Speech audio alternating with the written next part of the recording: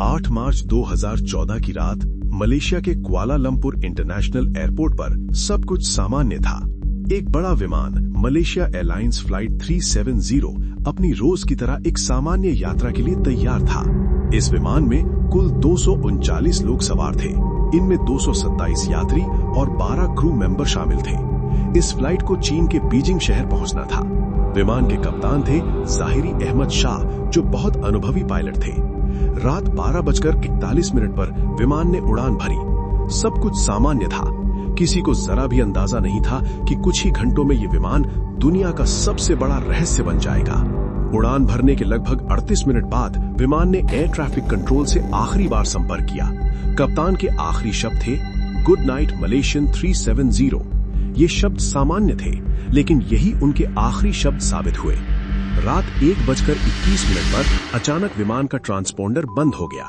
Transponder एक ऐसा उपकरण होता है जो विमान की सही लोकेशन बताता है।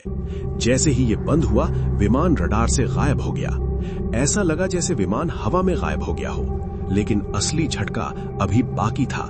मलेशिया के मिलिट्री रडार ने देखा कि विमान ने अचानक अपनी दिशा बदल ली थी। वो बीजिंग की तरफ जाने के बजाय अचानक पश्चिम दिशा में मुड़ गया।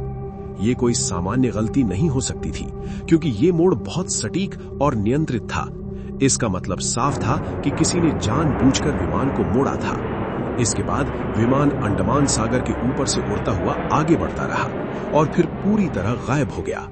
सबको लगा कि विमान दुर्घटनाग्रस्त हो गया होगा, लेकिन सच्चाई और भी चौंकाने वाली थी।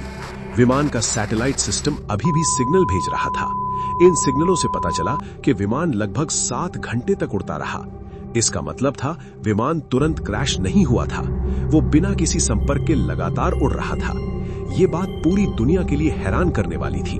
सैटेलाइट डेटा से पता चला कि विमान दक्षिण दिशा में जा रहा था और उसका आखिरी स्थान था हिंद महासागर। ये एक बहुत विशाल और सुनसान समुद्री क्षेत्र है, जहां हजारों किलोमीटर तक कोई जमीन नहीं है, कोई एयरपोर्ट नहीं, कोई मदद नहीं।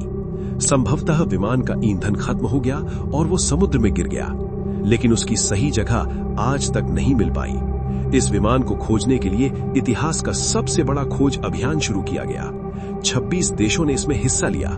जहाज, हेलीकॉप्टर, विमान और पनडुब्बियों का इस्तेमाल किया गया। समुद्र के लाखों वर्ग किलोमीटर क्षेत्र को खोजा गया। ये खोज कई वर्षों तक चली, लेकिन विमान नहीं मिला। 2016 में मलेशिया के एक द्वीप पर विमान का एक टूटा हुआ हिस्सा मिला। जांच में पुष्टि हुई कि यह हिस्सा MH370 का ही था। इससे यह साबित हुआ कि विमान समुद्र में ही दुर्घटनाग्रस्त हुआ था, लेकिन विमान का मुख्य हिस्सा आज तक नहीं मिला। आज इतने सालों बाद भी ये घटना एक रहस्य बनी हुई है। कोई नहीं जानता कि उस रात वास्तव में क्या हुआ था। क्या ये दुर्घटना थी? क्या ये आत्महत्या थी? क्या ये अपहरण था या कुछ और? इन सवालों का जवाब आज तक नहीं मिला। 8 मार्च 2014 की उस रात सिर्फ एक विमान गायब नहीं हुआ था। 239 लोग, 239 सपने हमेशा के लिए गायब हो गए। और आज भी हिंद महासागर की गहराइयों में मलेशिया एयरलाइंस फ्लाइट 370 का सच छिपा हुआ है।